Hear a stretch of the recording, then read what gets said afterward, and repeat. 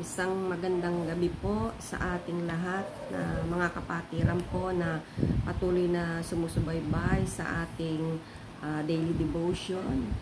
Tayo po ay nasa ika-28 yugto na po ng ating 40 days prayer and fasting at nasa ika-31 araw na po. Ang ating pong tema ngayon ay My Divine Encounters with God. Tayo po muna po ay manalangin. Hallelujah. Lord, we thank you, we praise you, we worship you, O God, sa pagkakataong ito, Panginoon, na muli ay maibahagi ko, Panginoon, ang iyong mga salita kung papaanong ikaw ay nangusap sa akin, Panginoon, sa pamamagitan po ng mga salita mo na patuloy na nasa puso ko at kaisipan ko, Panginoon. Salamat po at sa gabing ito, Lord, pagpalain mo po ang lahat ng mga makikinig, manonood ng devotion na ito na patuloy pong ginagawa ng Church of the Living Faith para po sa maraming makapakinig ng mga salita mo at ito po ay maging kalakasan po ng bawat isang manonood at makikinig, Panginoon. Salamat po, Panginoon. Pagpalain po ako na yung abang lingkod, Panginoon. Patuloy ka pong manguna sa akin, Lord, at pagpalain mo ang mga salita mo sa aking mga labi, Panginoon. Salamat po, O God. Ito pong aking samot dalangin at hiling sa pangalan ni Jesus. Amen. Nais ko pong ibahagi sa inyo kung paano ko po na-encounter ang Diyos sa buhay ko, sa maraming panahon. At lahat naman po tayong mga bilang mga anak ng Diyos ay sa bawat pangyayari po sa buhay natin, alam ko po na na-encounter po natin ang Diyos sa pamamagitan po ng ating mga panalangin. Nangungusap po ang Diyos sa atin sa pamamagitan po ng kanyang banal na Espiritu. Nais ko pong ibahagi sa inyo at i-share ito po kung paano po nangusap sa akin ng Diyos. Ito po ay nasa Isaiah 55 verse 8 hanggang 9. Sabi po dito, ang aking kaisipay hindi ninyo kaisipan, ang inyong kaparaanan ay hindi ko kaparaanan. Kung paanong ang langit ay mas mataas kaysa lupa, ang aking kaparaanan ay higit kaysa sa inyong kaparaanan, at ang aking kaisipan ay hindi maabot ng inyong kaisipan. Yan po. Kasi po, nung panahon na kapatid ko po ay namatay, ito po yung mother nila Hasmin at ni Jackie. 4 po ang anak niya, siya po ay single parent. Nung siya po ay nasa hospital, nakita ko pong lahat yung nangyari sa kanya, nangyari sa buhay niya bilang single parent, kung paano niya napalaki yung mga anak niya sa hirap at ginhawa. At nung time na yon, nasa hospital na siya, yung kanya pong anak na si Yasmin ay nasa Qatar niya, nandun kasama po yung kanyang asawa. At nandito naman yung isang anak niya, si Jackie, na siya namang naghahanap buhay dito para doon sa 2 kapatid niyang lalaki. Nung time na po noon, halos nawawalan na po ako ng pag-asa kasi nakita ko po kung paano siya dahan-dahan na nawala ng hininga at sa madaling salita po ay siya po ay naiburol at nailibing. At doon po sumiksik sa isip ko yung kasi nakita ko po yung 2 anak niya, yung 2 anak niyang lalaki na yung isa nagloloko sa pag-aaral, yung isa naman parit-parito lang sa mga barkada. Ganon ko nakita yung buhay ng kapatid kong yon, kung paano niya binaka yung kahirapan bilang single parent hanggang siya ay namatay. Tapos nung siya po ay nakaburol, nadinig ko po sa salita ni Pastor Alvin na natuwa na ang Diyos kay Sister Loida. Yan po si Sister Loida, ang dete ko po. Tawag po namin sa kanya ay dete kasi pangalawa po siya sa panganay. Ngayon lumagay po sa isip ko habang anong siya po ay nalibing na, ganito po yung na tumatakbo sa isipan ko. Bagamat hindi po binanggit na, hindi po binuka ng bibig ko, pero palibasa po ang ating Panginoon po ay all-knowing God. Kahit di po nyo sabihin ang nasa isip nyo, alam niya po, even nga po yung bilang ng buhok natin, alam niya po sapagkat siya po yung lumalang sa atin. Ang nasa isip ko po that time po na nung narinig ko po yung sa bibig ni Pastor Alvin na natuwa na po ang Diyos sa kanya. Ganito po yung tumatakbo sa isip ko. Sabi ko, bakit kung kailan ang mga anak ng deti ko ay hindi pa ayos, naglolo ko yung isa sa pag-aaral, yung isa naman parit-parito lang sa barkada, gabi na kong umuwi, yung isang lalaki, ganun tumakbo. Tapos ang bumubuhay sa kanila, yung dalawang nagtatrabaho na hindi naman ganun kalaki yung sweldo, ganun yung tumatakbo sa isipan ko. Tapos nung ako'y nananalangin, kasi naaawa po ako sa mga pamangking ko, hindi ko alam yung gagawin ko. Bagamat hindi ko sinasabi sa kanila, pero ito yung nararamdaman ko that time po na namatay ang kapatid ko. Sabi ko, bakit gano'n? Kung kailan naglolo ko yung dalawang anak, kung kailan hindi ayos yung buhay ng mga anak niya, sa kanya kinuha yung kapatid ko, saka nawala. Ganun po yung tumakbo sa isipan niya. At nung ako po'y nananalangin, ito po yung binigay niya sa aking verse, bagamat ito lang po yung sinabi niya, ang aking kaisipan, hindi ninyo kaisipan. Yun lang po, pero sinama ko na po yung verse 9. Ang aking kaisipan, hindi ninyo kaisipan. Ang inyong kaparaanan ay hindi ko kaparaanan. Yun lang pong word na yun ang binigay niya sa akin. Sinama ko lang po yung verse 9 kasi related din naman po yun.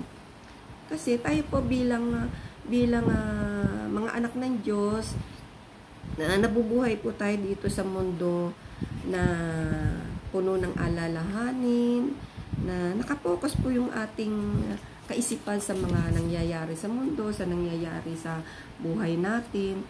Ito pala, kahit yung mga physical needs natin, yung pala po ay sa ganun pong nating pag-iisip, namimiss natin kung ano yung nais ng Diyos na ipakita natin bilang mga anak niya, bilang tayong tumanggap na sa Kanya, bilang Panginoon at sarili nating tagapagligtas. Kasi yung Kanya pong kaisipan ay palagi nakatuon dun sa mangyayari, kasi alam niya na po yung mangyayari sa atin at alam niya naman po rin yung masama at mabuting mangyayari, dahil ang kanyang kaisipan po ay mataas kaysa sa kaisipan natin. Ang kaisipan po natin ay limitado, samantalang ang Diyos po ay ang kaisipan niya ay unlimited. At hindi po natin maaarok yung kanyang kaalaman at karunungan na sa mga nangyayari pala sa atin, bagamat inaalaw niya to, ay may kabutihan din po naman. Kasi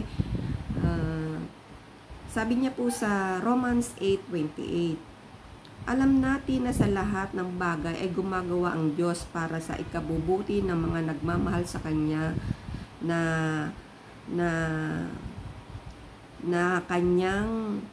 kanyang tinawag sa kanyang layunin. Amen. Alam ng Diyos yung makabubuti sa atin. Bagamat nangyayari yung sa atin, alam ng Diyos at hindi kanya ibibigyan ng problema na hindi mo kakayanin. Kaya hindi po natin nakikita yung mangyayari, hindi natin nakikita yung hinaharap. Hindi natin alam kung paanong ang Diyos ay kumikilos sa ating buhay. Kasi nakikita lang natin, parang ganito lang po yun, nakikita natin yung nakikita na ng Diyos yung kabuuan ng picture, samantalang tayo ay frame lang yung nakikita natin, doon lang tayo nakatuon, pero ang Diyos nakikita niya na yung kabuuan ng mangyayari sa buhay natin. Kaya hindi natin kayang arkuin ang mataas na plano ng Diyos, kasi yung kaisipan natin mababang kaisipan. Gaano ka pa karunong, gaano ka pa kataas sa mga pinag-aralan mo, kahit ba nakagraduate ka ng summa cum laude, mas mataas pa rin ang Diyos dahil ang ating kaisipan ay mas mababa sa kaisipan ng Diyos. Hindi natin kayang aruin. Kaya nga kailangan natin na sa dumadaan tayo sa mga ganong kaisipan, sa mga pangyayari sa buhay natin, kailangan nating maunawaan at magtiwala sa Diyos. Kasi ang Diyos po, mayroon pong magandang plano. Mataas ang plano niya sa atin. Sabi po niya sa Jeremiah 29:11, ipinahayag ng Diyos ang kanyang mataas na kaisipan sa atin. Bilang yung panahon po ng mga Israelite, pinahayag po sa Jeremiah 29:11, pinahayag po ng Diyos yung kanyang mataas na kaisipan, di ba? Ipinatapon po ng Panginoon yung mga Israelita doon sa Babylonia kasi matitigas po ang ulo nila, sumasamba sila sa mga Diyos-Diyusan, hindi sila sumusunod sa mga paalala na binigay ni Jeremias sa kanila. Parang tayo po sa panahon natin ngayon bilang mga Israelita, spiritually po bilang mga Israelita, nangyayari po ang mga bagay na ito. Dito po sa verse na to na pinakita po ng Diyos na kung ano yung plano niya sa atin. Sabi po sa Jeremiah 29:11, sapagkat batid kong lubos ang mga plano ko para sa inyo, mga planong hindi ninyo ikakasama, kundi para sa inyong ikakabuti. Ito yung mga planong magdudulot sa inyo ng kinabukasang punong-puno ng pag-asa. Hindi po nais ng Diyos na tayo saktan, bagamat dumadaan po tayo sa mga sakit, sa yung mga pain na naranasan natin, yung mga pangyayari sa buhay natin na napakahirap tanggapin. Pero ang plano po ng Diyos sa atin ay mataas. Sa verse na ito, pinakita niya kung gaano niya tayo kamahal. Hindi niya nais na tayo saktan, kundi bigyan niya tayo ng pag-asa na magdudulot sa atin ng kinabukasan punong-puno ng pag-asa. Hindi po para tayo ay saktan. Tulad nga po ng mga Israelita, hindi nila alam yung plano ng Diyos sa kanila na isang araw sila po ay ibabalik ng Diyos kung saan sila nagmula. Ganon din po tayo. Bagamat inaalaw po ng Diyos na mangyari sa atin ang mga pangyari sa buhay natin na hindi natin ninanais, hindi natin gusto, pero sa panahong yon na pinagdaraanan natin, makikita po natin in the end po, makikita po natin na kung paano po tayo inaaliw ng Diyos, kino-comfort niya tayo kasi nais po ng Diyos na makita na bagamat nandoon tayo sa ganong sitwasyon, nais pong ituro sa atin ng Diyos na para maipakita po natin yung kanyang karakter sa buhay natin, na sa kabila ng nangyayari po na mga sakit na yun sa buhay natin, ay nais ng Diyos na maipakita natin bilang mga anak niya yung karakter niya sa buhay natin, na bagamat hinahayaan na niya na maranasan natin yon. Kasi nga, para magamit din tayo ng Diyos doon sa mga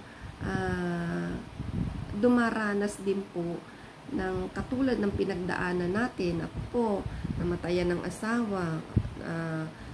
Dumating din po ako doon sa point na nung ako po ay nag-resign na sa trabaho ko, nag-alala din po ako sa future.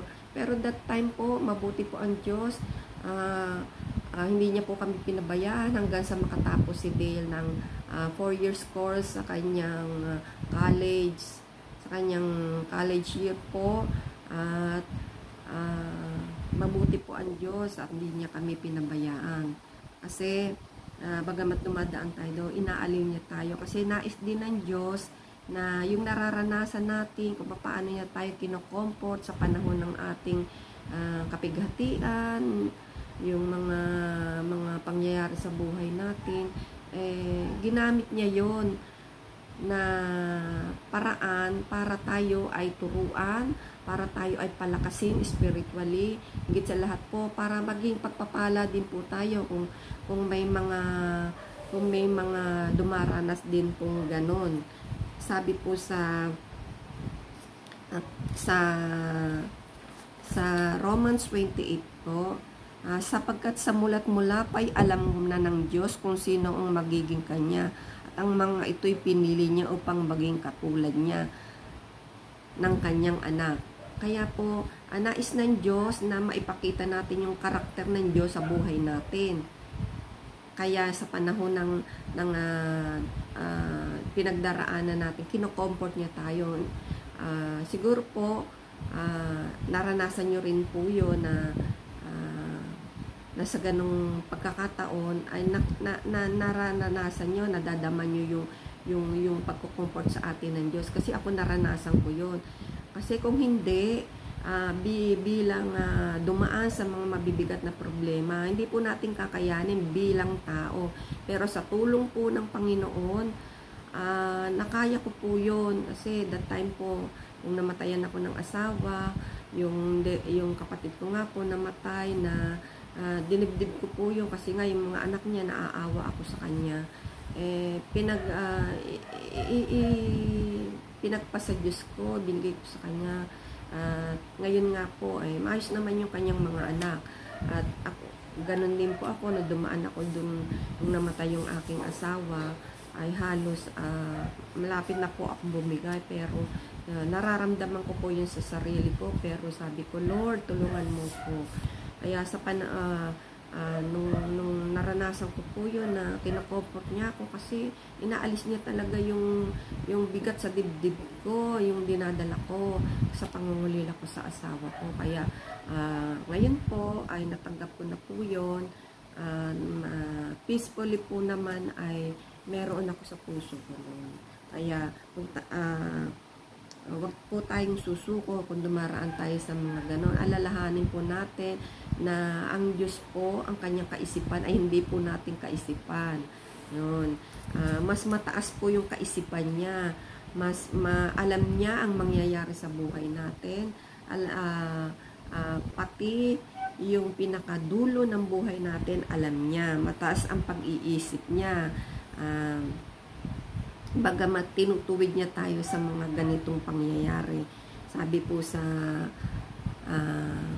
kaya kailangan po ay magtiwala tayo sa Panginoon. Sabi po sa Kawikaan 3:5-6 po, kaya ka magtiwala buong puso at lubusan, at huwag kang mananga sa sarili mong karunungan. Kaya kahit po gaano tayo karunong, ay wag nating kalilimutan na ang plano ng Diyos sa atin ay the best bilang mga anak niya. Kasi hindi po natin alam ang mangyayari. Sabi nga, hindi natin alam ang mangyayari kinabukasan. Hindi po natin kayang arukin yung kaalaman ng Diyos. Ayun lang po, at nais ko lang pong ipunto rito ay ibigay po natin ang lahat sa Diyos, sa lahat ng pinagdaraanan natin. O kung naroon ka sa mga pagsubok, sakit at mga hindi magandang pangyayari sa buhay, isipin natin na ang lahat ng nangyayari sa buhay natin bilang mga anak ng Diyos ay mayroon tayong pag-asa. At mabuting haharapin ang lahat dahil may buhay ng Diyos. At meron po tayong kalakasan na nanggagaling sa Diyos. Kaya salamat po. Yun lang po mababahagi ko, na kayo naman po, bagamat natanong ko po yun sa aking pang-iisip, pero ang Diyos po, hindi siya magkukulang sa mga anak niya. Nakita ko po ngayon yung kanyang mga anak, may kanya-kanya na pong buhay at maayos naman po.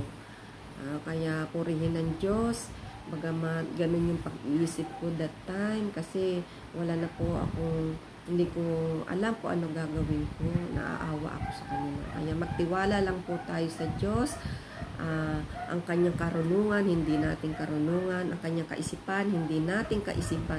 Mas mataas po yung kaalaman niya, yung karunungan niya, kaysa po sa atin ng kanyang nilalang lamang niya. Amen. Sige po, tayo po ay manalangin. Hallelujah, Lord. Panginoon, maraming salamat po. Pinupuri kita sinasamba kita, niluluwalhati kita, Panginoon, sapagkat sa mga salita mo, Panginoon, tunay ngang may pag-asa sa iyong mga pangako, Panginoon. Ang kailangan lamang namin gawin ay magtiwala kami sa iyong kakayahan, Panginoon, na bagamat dumaan kami sa mga sakit, sa mga pangyayaring di maganda sa buhay namin, pero Lord, dahil nagtiwala kami sa iyo, nakita namin, Panginoon, kung gaano kaganda ang mga plano mo sa amin, na hindi mo kami pwedeng, na hindi kami para masaktan, kundi kami ay bigyan ng pag-asa sa buhay namin. Kaya Ama, salamat po sa pagkakataong ito na binahagi ko mga salita mo. Tunay nga po na malawak ang iyong mga salita. Ang kailangan lang naming unawaing mabuti ito, Panginoon, at pag-aralan. Salamat po, dakilang Diyos, at sa mga nakapanood, nakakarinig ng mga isinyer ko, Lord, naway maging bahagi ito ng kanilang buhay at maging kalakasan po ng kanilang mga buhay espiritual, Panginoon, sa bawat araw, Panginoon, na ikaw ang nagbibigay ng pag-asa sa amin. Ikaw ang tangi naming pag-asa, Panginoon. Kaya Lord, maraming salamat po, at sa mga kapatiran na dumadaan sa mga gantong sitwasyon na may katanungan sa iyo, Panginoon, patuloy mong ipakita sa kanila, ipadama, Panginoon, sa kanila na ikaw lamang ang tangi naming pag-asa, na ikaw ang aming comforter sa aming mga pinagdaraanan, ng sa gayon, Panginoon, kami ay magganon din. Kung kami merong mga kapatirang nakakaranas ng mga ganon, Panginoon, ay maging kalakasan kami sa kanila. Lord, we thank you. I thank you, I praise you, and I worship you, God. Salamat po, binabalik ko ang lahat ng papuri. Salamat sa iyo sa tanging pangalan ng anak na si Jesus. Amen, amen. Salamat po. Kingdom blessing.